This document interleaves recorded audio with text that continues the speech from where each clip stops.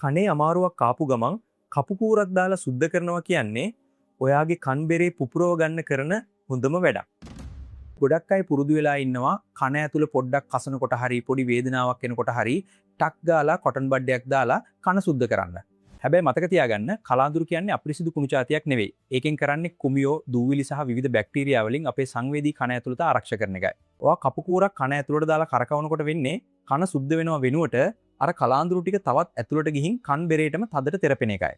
ඒ විදිහට කලාඳුරු ගිහින් කන් බෙරේටම තද වුණාම ඒ සියුම් කන් බෙරේ හිල් වෙන්න හරි සම්පූර්ණයෙන්ම පුපුරලා යන්න හරි ලොකු ඉඩක් තියෙනවා.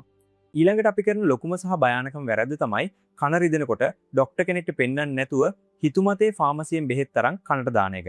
කපුපූරු භාවිතය නිසා කන් බෙරේ හිල් වෙලා තිබුණොත් කනට බෙහෙත් බින්දු දානකොට ඒ රසායනික ද්‍රව්‍ය කන් බෙරේ ඇතුළට ගිහින් සදහටම වාගේ ඇසීම නැති වෙන්න පුළුවන්. මේ ටික ඇහුවම අනිවාර්යෙන්ම ඔයාලට හිතෙන්න පුළුවන් කූරු දාන්න එපා නම් කන කසද්දී මොකද්ද කරන්න ඕන, කන සුද්ධ කරන්න ඕන කොහොමද කියලා. කන ඇතුළ කසනවා නම් ඇතුළට මුකුත් දාන්න එපා. කනේ පිටත තියෙන මේ කුඩා කාටිලේජය අතින් අල්ලලා හිමින් හොලවන්න. ඒකෙන් කසන එක අඩු වෙනවා. ඒ වගේම අපි සුද්ධ කරන්න ඕනේ කනේ පිටත කොටස විතරමයි. නාලා ඉවර වුණාම පිරිසිදු තෙතතුවයකින් කනේ පිටත විතරක් පිහදාන්න, ඇතුළට මුකුත් දාන්න අවශ්‍ය නැහැ.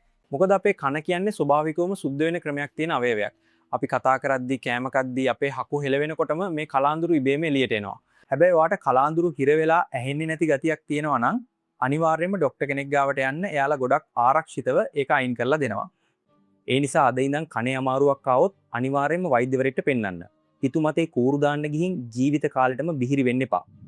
අපේ කන කියන්නේ ගොඩක් සංවේදී අවයවයක්. මේ වටිනා වීඩියෝ එක අනිවාර්යයෙන්ම අනිත් අයවත් දැනුවත් කරන්න, ෂෙයා කරන්න, අපේ channel එකත් follow කරන්න.